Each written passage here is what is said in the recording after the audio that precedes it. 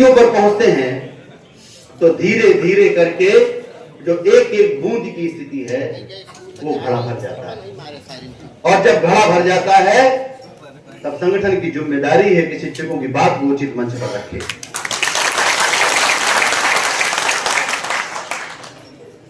यदि किसी को भी ये लगता हो ये वही जगह है जब कोरोना काल में इस प्रशासन को चुनाव के अधिकारी नहीं मिल रहे थे, लोग भयग्रस्त थे कि चुनाव कराने कौन जाएगा, इनके कार्यालयों के लोग बीमारी का बहाना बना करके भाग चुके थे, तब प्रशासन के अनुरोध पर बिना प्रशिक्षित जो संगठन के पदाधिकारी थे उनकी ड्यूटी लगा करके निर्वाचन का कार्य पूरा कराया गया था। तब वो सहयोग याद नहीं है प्रशासन को, वो सहयोग याद नहीं है। शिक्षक मरने के लिए सबसे आगे आया था, केवल दो ही लोग वहां दिखाई दे रहे थे, या तो पुलिस दिखाई दे रही थी या शिक्षक दिखाई दे रहा था। सामने वाला बिल्कुल बेवकूफ, उसका अपमान किया जाए। हम तो संस्कार सिखाने वाले लोग हैं और उनको संस्कार सिखा रहे हैं जिनके पास डिग्री नहीं है। हम उनको संस्कार सिखा रहे हैं जिसको शिक्षा की आवश्यकता की जगह पेट की आवश्यकता प्रथम पायदान पर है। हम घूस लेने वाले बच्चों को पढ़ा रहे हैं तो हम तो उनको पहले किताब की जगह यही बताते हैं कि माता पिता का सम्मान करो, बड़े भाई बहन का सम्मान करो। और जब वही शिक्षक सिखाते सिखाते इस चौखट पर आता है तो साहब के आ में आ जाता है। सम्मान की जगह जब उसको अपमान मिलता है तो चूंकि इस चीज की उसने कभी कल्पना नहीं की होती है इसलिए उसको अधिक पीड़ा लगती है। रोज झुकलाया जाए, रोज उसको ठोका बीजा जाए, ऐसी जगह पर काम कर रहा हो, रोज उसको टोका जाए कि तुमने फलाने से टीके क्यों कराया, तो बेशरम हो जाएगा वो। अरे तो कहते ही रहते हैं जो आ जाए प्रसाद समझ के ले लिया जाए। जो है आपका आज उत्तर प्रदेशी प्राथमिक शिक्षक संघ द्वारा भूतपूर्व में हुई एक शिक्षक के साथ एक घटना हुई, जिस घटना को लेकर के 22 तारीख को लोगों ने इनको 26 तारीख को हम लोगों ने माननीय जिलाधिकारी को ज्ञापन दिया था, जिसमें यह मांग की थी कि कई जगहों पर शिक्षकों के साथ अभद्र व्यवहार किया जाता है। अभी इसी पलानी में शिक्षक को जेल भेज दिया गया था। इसी तरीके से घटना बबलू में भी हुई थी, जिसको लेकर के 26 तारीख को हमने माननीय जिलाधिकारी को हजारों की संख्या में पहुँच करके ज्ञापन भी दिया था और त्रिस्तरीय कार्यक्रम की घोषणा की थी, जिसमें आज का दूसरी चरण था जो माननीय उप जिलाधिकारी पलानी के कार्यालय में दिया जाना था। और आज हमने इनके यहाँ सांकेतिक धरना दिया है।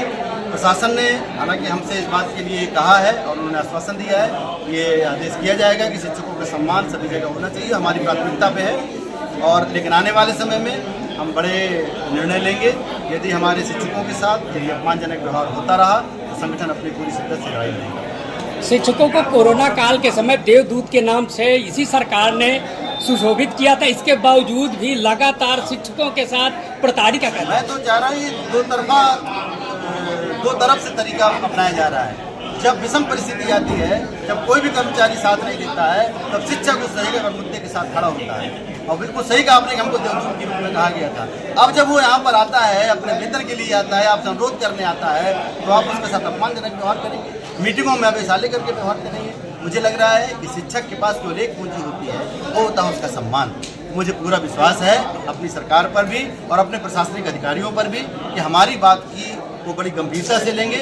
हमने कोई पैसा नहीं मांगा, हम कोई धन नहीं मांग रहे हैं, हम केवल इतना चाह रहे हैं कि शिक्षक जो काम कर रहा है आपके साथ उसके साथ सम्मानजनक व्यवहार कीजिए। क्या लगता है आज के धरना के बाद आपकी मांग जो है मानी जाएगी? विश्वास है कि हमारी जायज मांग है। कोई भी व्यक्ति होगा वो अपने सम्मान के लिए नौकरी करता है, चतुर्थ श्रेणी कर्मचारी से लेकर के उच्च अधिकारी तक अपने सम्मान की बात करता है। नहीं मांगी गई तो इसके बाद हमारा तीसरा स्टेप ऑलरेडी हमने उसमें ज्ञापन में दे रखा है कि आने वाले समय में यदि हमारी मांगे नहीं मानी गई तो तमाम गैर शैक्षणिक कार्य है जिनका बहिष्कार शिक्षक करेगा।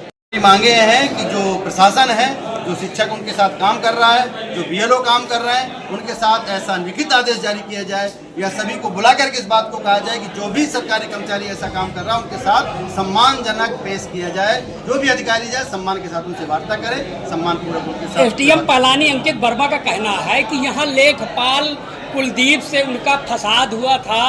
इस कारण यहाँ तहसील में बीएलओ द्वारा हंगामा किया गया। इस कारण लैंड ऑर्डर को लेकर के उन्होंने जेल भेजा है, जबकि 151 में जेल का प्राविधान नहीं है। हाई कोर्ट के स्पष्ट निर्देश हैं। इस पर आपका क्या कहना है? देखिए, बहुत सारी प्रक्रिया है, क्योंकि वो खुद एक सक्षम अधिकारी है, हम लोग तो बहुत छोटे कर्मचारी हैं, किसी पर कमेंट्स करना हमारे मुंह से शोभा नहीं है। लेकिन माननीय जिलाधिकारी महोदय ने कहा, आपने अखबार की कटिंग यदि पढ़ी हो, उन्होंने कहा कि माननीय के साथ कोई अभद्रता की है, और माननीय ने कहा मेरे साथ नहीं हुआ, किसी लेखपाल के साथ अभद्रता हुई है। इसका मतलब है कि सारी चीज़ें व्यवस्थित हैं, अब व्यवस्थित तरीके से बात रखी गई है।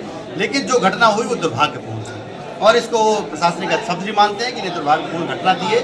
हम चाहते हैं कि इस घटना की दोबारा कोई भी रिपीटेशन इस जनपद में ना हो। उस बात के लिए हम इस बात संघर्ष पर हैं कि अब किसी शिक्षक के साथ इस तरह का बर्ताव न किया। ठीक है, धन्यवाद।